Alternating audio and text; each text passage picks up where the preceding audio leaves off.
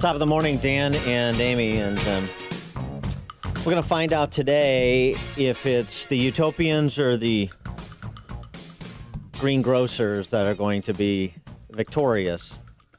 And there's a purposeful framing that way. I was reminded of Václav Havel's Greengrocer in a piece by Rod Dreher about this woman at Smith College named Jody Shaw. She's a graduate of Smith College.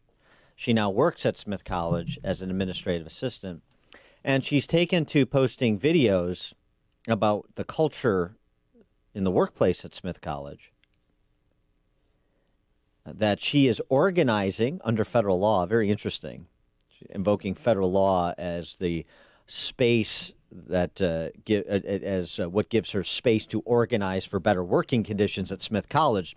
This isn't, Upton Sinclair territory. This is an oppressive culture within the workplace.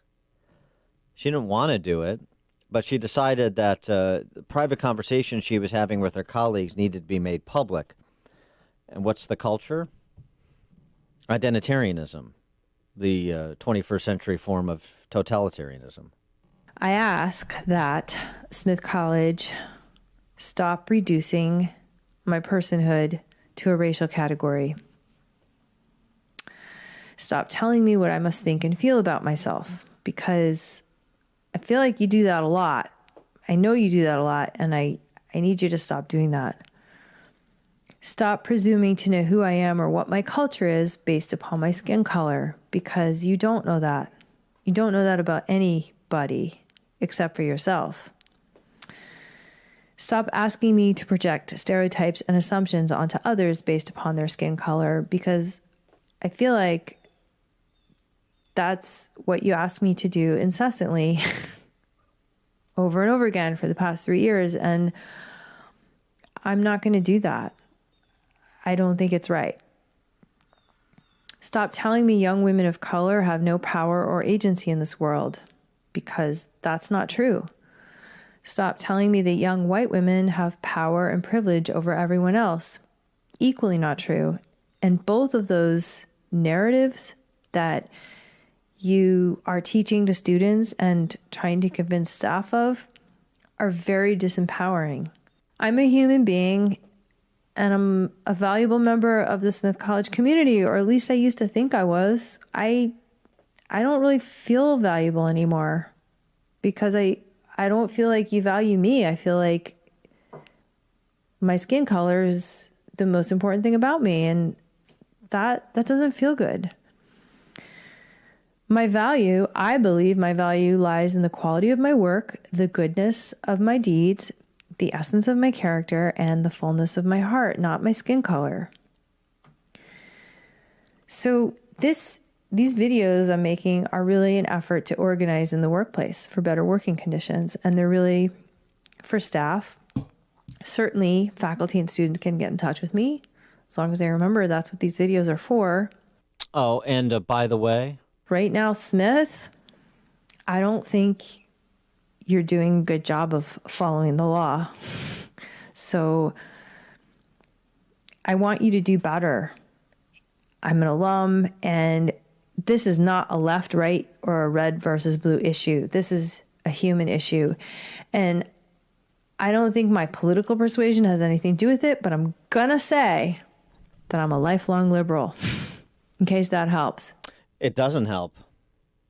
It doesn't help. With something that peaceful, pluralist, lifelong liberals, meaning persons on the left, not classical liberals, but liberals meaning people on the left, but who believe in peaceful pluralism. It doesn't matter. So to Václav Havel's Greengrocer, this is from his book Power of the Powerless from 40 years ago. Remember, Havel was this noted Czech playwright who rose to become the last president of Czechoslovakia under Soviet domination and the first president of the freed Czech Republic post the wall falling. And it's such an important book. If you don't know it, you should check it out. It's perhaps more important today than it's ever been in America. The greengrocer is the shop owner who displays his Workers of the World Unite sign in a totalitarian state, say under Soviet domination. Doesn't believe it, but it's not a symbol of his enthusiasm for the regime. It's a symbol of his submission to it and his humiliation by it. And isn't that what we have all over the country? This is why I said the utopians versus the greengrocers. Will the greengrocers revolt like Jody Shaw is doing at Smith College and say, no, I'm going to live in truth, which is what Havel recommends as the way to, it's a way for those who believe they are powerless to exhibit power. Because you have a political ruling class that is removed from the public, removed from the greengrocers of the world. And the functionaries they put in place to enforce their commands are toadies by necessity. They're there to follow the orthodoxy and to implement it. But that provides even more detachment for the ruling class vis-a-vis those over who they lord. And their entire power structure depends on people either being gaslighted, brainwashed, or submitting. And so these little acts of defiance, Jody Shaw making these videos, the restaurants in places like Illinois continuing to provide indoor dining in defiance of the governor's order, or in Michigan, not taking down the names and phone numbers of and addresses of their patrons in defiance of Whitmer's order, or in Washington State, not worrying about Governor Inslee's order that there are only 2 people per sleeping room in your private residence, which is a real thing. Oh, my God. Those little acts of defiance, people living in truth, they matter. That's the bulwark against the ravages of totalitarian states that punctuate 20th century history. The utopians, those who promise to, in the immortal words of William F. Buckley, immanentize the eschaton, create heaven on earth, the utopians who are on the ballot today, or those who would never allow for a society in which a person has to live a different life in public than they live in private. For more on this, we're pleased to be joined again by our friend. He is Shmuel Klatzkin. He's the Associate Rabbi of the Chabad of Greater Dayton, Ohio, Adjunct Professor at Antioch University, and Senior Editor of Curriculum at JLI. Rabbi Klatzkin, thanks for joining us. Appreciate it. Pleasure to be with you again. So you wrote about the utopians in your piece in The Spectator, which is excellent, taking us all the way back to Sir Thomas More. And among the dangers you point out with respect to falling in with the utopians is the loss of religious liberty, which is also part of what's on the ballot in this binary that I've described, I believe. I think it comes to that because what happens is you get a tyrannical narrative when the utopian idea is misused, as it so often is. And it enables that we show a bright, shiny picture of something that is in itself, actually, it's inspiring. And we use that to lure people in and have them ignore a much more a squalid reality that underlies it. And that's been the key to many tyrannies. I'm thinking, I remember an address that my teacher, Rabbi Menachem Schneerson, was saying once in Brooklyn before the Iron Curtain fell. And he took a part of the address that he was saying and did it in Russian and directed it to the Jews who were stuck behind the Iron Curtain. And he cited Stalin's constitution from the 1930s, which looks on paper like an amazing document of freedom. Of course, it was papering over the Gulag Empire and the entire monstrous workings of this machine which crushed tens of millions of people's lives. And he said, take it take the utopia at its word and show what it really means. And I think that's the crux that we find ourselves on. It's the knife's edge, knowing how much the vision of a wonderful future motivates people, and knowing at the same time how much it's been perverted to do the work of horrible people and to be an excuse for the worst of crimes that humans have ever done to each other. We have to somehow keep alive the good and cleanse it of the bad. I hope today will be a great step towards that. Well, and we are certainly on the edge of the knife. Yeah, I mean, the edge of the knife. Just to make that concrete, I mean, we're in an America right now where we're locking down the law-abiding and appeasing Marxist mobs to own our streets. Yeah. It was ironic. A representative from Texas, his name is slipping my mind right now, said, the people who are boarding up their storefronts, the greengrocers and the retailers who are boarding up their storefronts, it's not out of fear of Trump supporters that they're doing it. Mm-hmm. Mm-hmm. And so what of that? I mean, at the knife's edge, there's all sorts of dire predictions about where this could go because of the intolerance for the Jacobins, even for those liberals like Jody Shaw at Smith College.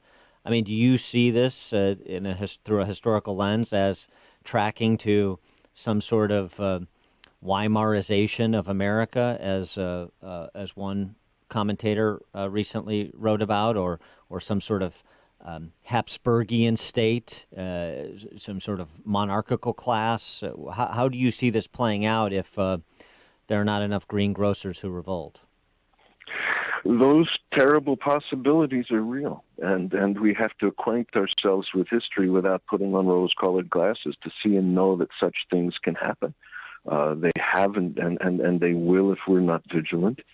And it's not that we have been immune from such things in our own history. Even I greatly admire President John Adams on any number of levels, and yet during his administration, we had a sedition act in which people were thrown in jail for having opinions that were negative to the people who were in power. We can do that.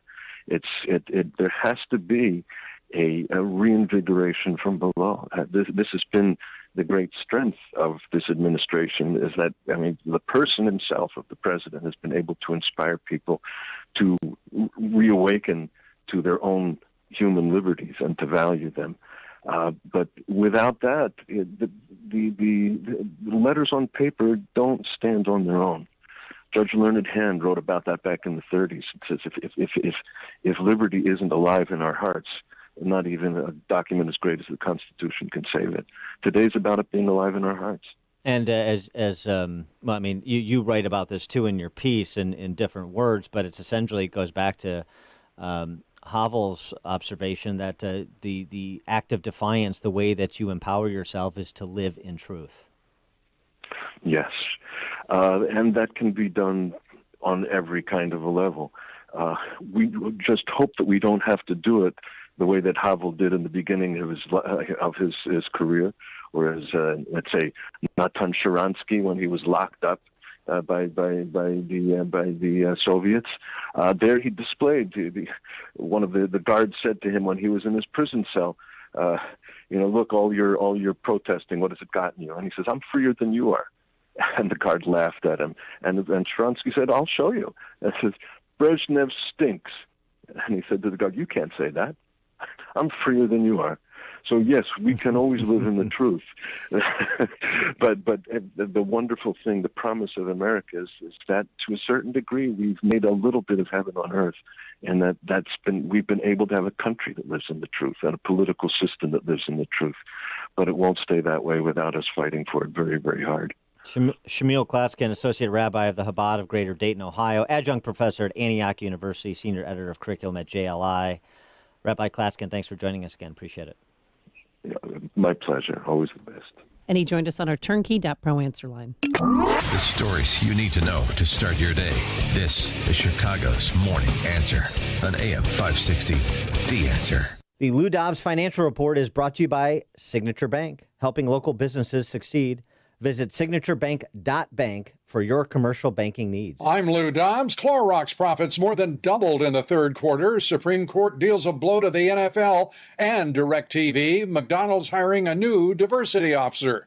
Those stories next. You've all probably heard of asbestos and know that it's dangerous. And you may also know exposure to asbestos is the only known cause of mesothelioma, a deadly cancer. People who were exposed to asbestos decades ago are being diagnosed to this day with mesothelioma. That's because it can take as many as 30 or even 50 years to develop. But did you also know there's money to pay victims of asbestos exposure from years ago? An estimated $30 billion available to help compensate victims and their families. If you or a member of your family have been diagnosed with mesothelioma, you may be able to receive some of this money without ever going to court or filing a lawsuit.